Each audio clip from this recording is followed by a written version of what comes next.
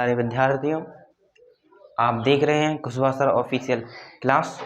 आज हम देखेंगे वैद्युत द्विध्रुव की अक्ष पर वैद्युत क्षेत्र की तीव्रता। यह पेपर में हर साल आता है, खैर इस साल नहीं आया था।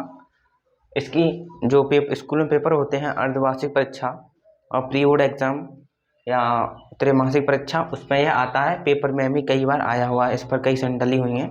तो आज हम डेरिवेशन को बहुत ही ध्यानपूर्वक देखेंगे। चलिए इसको स्टार्ट करते हैं। तो कह रहा है वैद्युत द्विध्रुव की अक्ष पर वैद्युत क्षेत्र की तीव्रता हमको ज्ञात करनी है। तो दोस्तों हम मानेंगे, मान लीजिए हमने मान लिया AC, क्या AC एक विद्युत द्विध्रुव है। क्या है? AC एक विद्युत द्विध्रुव है। मान लीजिए माइनस का क्यू आवेश है और यहाँ प्लस का क्यू आवेश है, और दोनों के बीच की दूरी कितनी है? 2a है। दोनों के बीच की दूरी 2a है। तुम क्या मानेंगे? तो AC एक रेखा है, इसका मिड पॉइंट की बात करें तो इसका मिड पॉइंट ये होगा, इसको हम O मान लेते हैं। O मान लेते हैं तो हमने माना AC एक विद्युत द्विध्रुव है जिसमें दोनों के बीच की दूरी कितनी है? 2 है। हम क्या करेंगे, इसके केंद्र O से R दूरी पर, कितनी दूरी पर? इसके केंद्र O से R दूरी पर एक बिंदु P उपस्थित है। यहाँ से लेकर यहाँ तक की दूरी मैं मान लेता हूँ R। तो यानी विद्युत द्विध्रुव केंद्र O से R दूरी पर एक बिंदु P उपस्थित है। इसी बिंदु P पर हमें वैद्युत क्षेत्र की तीव्रता हमको क्या करनी है? ज्ञात करनी है। तो सबसे पहले हम लिखेंगे, माना AC एक वैद्युत द्विध्रुव आवरण है, वैद्युत द्विध्रुव है, इस प्रकार मानेंगे वैद्युत द्विध्रुव है। फिर लिखेंगे जिसके केंद्र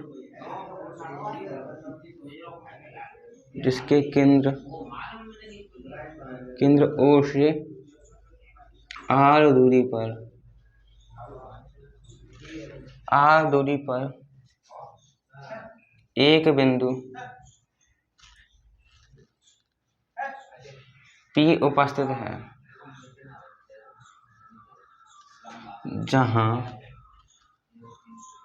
वैद्युत क्षेत्र की तीव्रता ज्ञात करनी है। वैद्युत क्षेत्र की तीव्रता ज्ञात करनी है।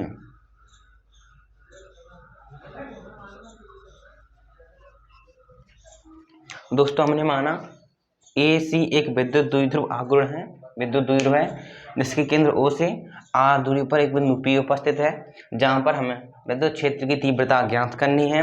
अब हम मानेंगे, हम लिखेंगे माइनस Q आवेश के कारण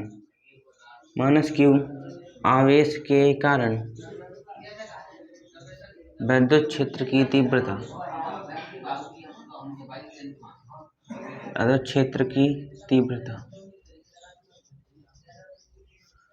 माइनस Q आवेश के कारण वैद्युत क्षेत्र की तीव्रता। दोस्तों हमने पढ़ा है एक अकेले आवेश यानी बिंदु आवेश के कारण वैद्युत क्षेत्र की तीव्रता होती है KQ/R²।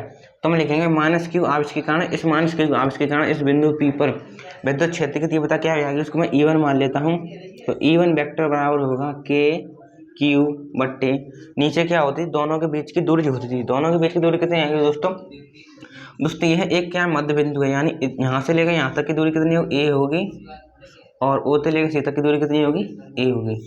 तो हमें दूरी चाहिए कहाँ तक की? A से लेकर P तक की दूरी चाहिए। तो इतनी दूरी कितनी होगी? A, और इतनी दूरी कितनी होगी? R होगी। तो दोनों को ऐड करेंगे तो कितनी निकल के आएगी, यानी AP हम यहाँ पर अभी लिख दे रहे हैं AP²। क्या लिख दे रहे हैं? AP²। चलो माइनस Q आवेश के कारण बिंदु P पर विद्युत क्षेत्र की तीव्रता क्या ये हो जाएगी, और ये AP क्या होगी? दोनों के बीच की दूरी हो गई। और हम यहाँ पर देखें AP आपके क्या है, इधर आपकी AP दी हुई है A प्लस के R। अब हम यहाँ पर लिख देंगे E1 वेक्टर बराबर KQ/A प्लस के R का होल स्क्वायर। चूंकि दोस्तों हम जानते हैं वैद्युत क्षेत्र की तीव्रता एक सदिश राशि है, सदिश राशि में दिशा एवं परिमाण की आवश्यकता होती है। तो यह आपका क्या है? परिमाण है।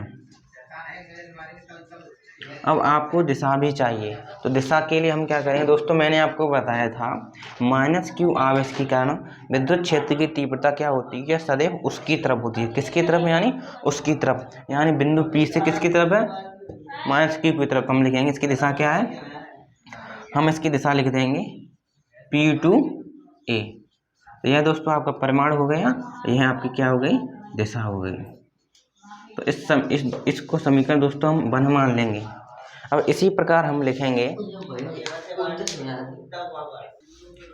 तो दोस्तों इस प्रकार हमने देखा प्लस क्यू आवेश के कारण विद्युत क्षेत्र तीव्रता बिंदु P पर कितनी गई, KQ/PC²। और इस समीकरण को हमने 2 मान ला और ये समीकरण आपका 1 बन गया। अब हमें क्या करना है, जब जो सदिश विपरीत दिशा में होते हैं, देखो E2 इधर है, E1 इधर है, तो जब दो सदिश विपरीत दिशा में होते हैं तो हम क्या करते हैं, अधिक वाले सदिश में से कम वाले सदिश को घटा देते हैं। क्योंकि हमें परिणामी विद्युत क्षेत्र तीव्रता चाहिए, यहाँ पर 2 मिल गई, तो हमें तो 1 चाहिए, तो हम क्या करेंगे, ज़्यादा में से कम को घटा देंगे और आपको वही आपकी क्या कहलाएगी, परिणामी विद्युत क्षेत्र तीव्रता कहलाएगी। तो हमने कैसे पता किया कि E1 और E2 बड़ा है, तो हमने देखा दोस्तों E1 वाले में क्या हो रहा है, R में कुछ जुड़ रहा है, यानी नीचे की वैल्यू बड़ी हो रही है, और बड़ी वैल्यू का जब ऊपर वाली वैल्यू में भाग लगाओ तो उसका आंसर छोटा निकल कर आएगा। इधर देखें R में से 1 घट रहा है, यानी वैल्यू नीचे की छोटी हो रही है, और छोटी वैल्यू का ऊपर वाले में भाग लगाएंगे तो उसका मान क्या निकले, बड़ा निकल गया। यानी हम कह सकते हैं E2 का मान बड़ा है, E1 का मान छोटा है। अतः हम लिख देंगे, अतः बिंदु P पर विद्युत क्षेत्र तीव्रता क्या हो जाएगी, E2 माइनस E1 हो जाएगी। समझ में आया दोस्तों। अब हम आगे की ओर लिखेंगे। तो दोस्तों अब हम क्या करेंगे, अधिक में से कम को घटा देंगे, लिख देंगे कुल परिणामी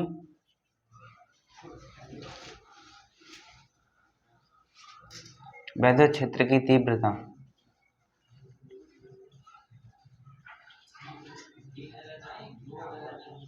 तो उसको हम मान लेते हैं E। तो E1 वेक्टर बराबर निकल कर आएगी E2 वेक्टर माइनस के E1 वेक्टर। और E2 का मान था दोस्तों, हमने देखा था KQ/R माइनस A का होल स्क्वायर, और माइनस के इसका था KQ/R प्लस KA का होल स्क्वायर। दोस्तों जो ज़्यादा वैल्यू होती है, ज़्यादा में से हम कम घटाना तो उसी की दिशा चलती है। तो इसकी दिशा क्या आती, इसकी दिशा आती C2P की तरफ, तो इसकी दिशा मानेंगे C2P की तरफ। हम बार बार दिशा नहीं लिखेंगे, लास्ट में इसकी दिशा लिख देंगे। अब इसको स्किप करके चलेंगे। तो दोस्तों आप देखोगे इन दोनों को हम क्या करते हैं, एलसीएम ले लेते हैं। तो एलसीएम लेंगे तो क्या हो जाएगा, पहले सर्वप्रथम क्या करते हैं, KQ ऊपर से कॉमन ले लेते हैं। तो इनमें KQ मैंने कॉमन ले लिए, तो इधर बचा 1/R माइनस A का होल स्क्वायर, और इधर बचा 1/R प्लस A का whole square.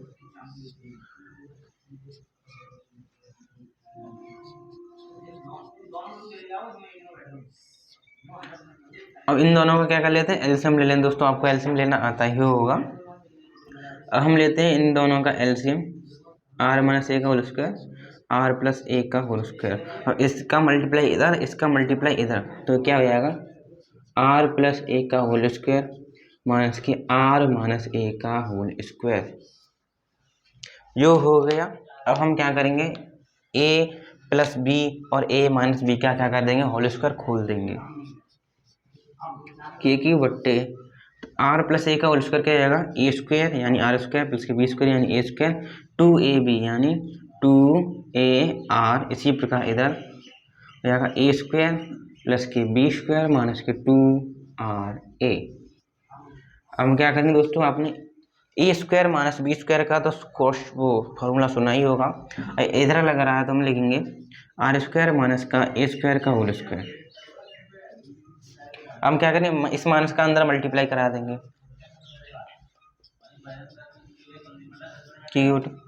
A square plus के 2AR माइनस का अंदर मल्टीप्लाई, तो माइनस का R स्क्वायर माइनस के A स्क्वायर प्लस के 2RA बट्टे R स्क्वायर माइनस के A स्क्वायर का होल स्क्वायर। अब हम क्या करेंगे दोस्तों, यहाँ पर आपको दिखाई दे रहा होगा ये प्लस का ये माइनस का, तो ये कट गया। इसी प्रकार ये माइनस का ये प्लस का कट गया, और ये प्लस प्लस का क्या हो जाएगा, ऐड हो जाएगा। तो इसको हम ऊपर लिखते हैं, तो दोस्तों हम क्या करेंगे, अब जो बचा है उसको ऊपर लिख लेंगे। तो इधर देखेंगे हम KQ और अंदर बचा आपका 2AR और 2AR यानी 4AR, और नीचे बचकर आता है आपका R² माइनस के A² बट्टे नहीं टोटल का होल स्क्वायर। अब दोस्तों हम देखेंगे, अब दोस्तों इसको हम क्या करते हैं, इसको इस प्रकार लिखते हैं। यदि क्या है K और 2A को हम लिख लेते हैं, नहीं 4A दिया है इसको हम लिख रहे हैं 2 × 2 में लिख ले रहे हैं, सही है। इसका 2 इसको देते हैं हमने, Q तो ऐसा का ऐसा ही है, इसको लिख लेंगे 2A × 2R, क्यों 4A को हमने 2 2 में तोड़ दिया तो 2 2 4 होता है। नीचे कितना है R² माइनस के A² का होल स्क्वायर। अब आप दोस्तों हमें अभी आपको सूत्र लिखाया था कल वैद्युत द्विध्रुव आघूर्ण का। वैद्युत द्विध्रुव आघूर्ण का सूत्र क्या था P वेक्टर बराबर Q × 2A, था कि नहीं था, आपको यहाँ दिखाई दे रहा है Q × 2A। तो Q × 2A को हम क्या लिख सकते हैं, वैद्युत द्विध्रुव आघूर्ण यानी P से रिप्लेस कर सकते हैं।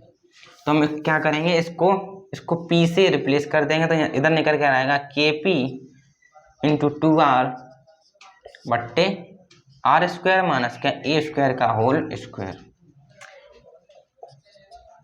ये हो गया। अब हम क्या करेंगे, आइए इसमें और कुछ लगाते हैं मेथड।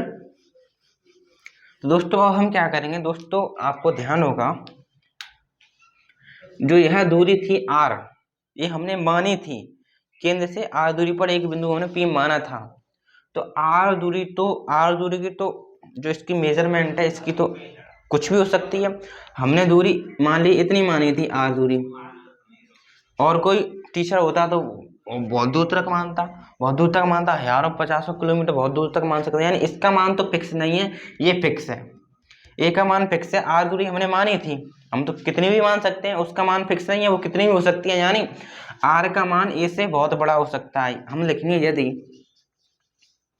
R का मान बहुत ही ज्यादा बड़ा है ए से, R का मान ए से बहुत बड़ा है, तो हम क्या लिखेंगे, तो ए की घात को नगण्य मानने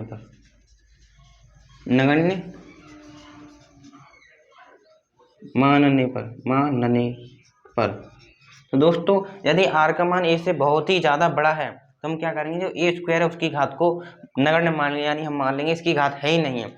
अब दोस्तों इसका मान बहुत बड़ा है, अगर मैं आपसे कहूँ 10 करोड़ में से 54 घटाओ, तो आप घटाओगे वास्तव में, आप कहो क्या 10 करोड़ रुपए ही हैं। तो इसी प्रकार जब आप इतनी बहुत बड़ी वैल्यू में से R में से एक घटाओगे तो आप क्या हो, R ही बचेगा, उसमें कोई तात्पर्य नहीं है। तो हम क्या लेंगे, इसकी घात को तो नगण्य मान लिया, तो यानी इधर क्या बच जाएगा, R² का होल स्क्वायर बच जाएगा। तो 2 को आगे ले लेते हैं तो निकल के आएगा 2KPR बट्टे R² का भी होल स्क्वायर। तो दोस्तों अब इसका मल्टीप्लाई कर देंगे तो क्या निकल गया, 2KPR बट्टे R की घात 4, एक घात से एक घात कटी तो निकल कर आता है 2KP बट्टे R³ दिखाई दिया दोस्तों आपको, आशा है आपको दिखाई नहीं दे रहा है। तो इधर लिख लेंगे हम, तो आंसर निकल कर आता है 2KP बट्टे R³ और यही आपका निकल कर आता है विद्युत द्विध्रुव की अक्ष पर विद्युत क्षेत्र की तीव्रता। यह आपका क्या है, अभी अदिश रूप में है, सदिश रूप में लिखेंगे तो वेक्टर लगाएंगे तो ई वेक्टर निकल कर आएगा, ई वेक्टर बराबर 2KP बट्टे R³ और दिशा क्या आती है C to P की तरफ, यानी C से P की तरफ की दिशा। यही आपके क्या हो गए, विद्युत द्विध्रुव की अक्ष पर विद्युत क्षेत्र की तीव्रता हो गई। तो दोस्तों इस प्रकार आपकी वीडियो यहीं पर समाप्त होती है। धन्यवाद।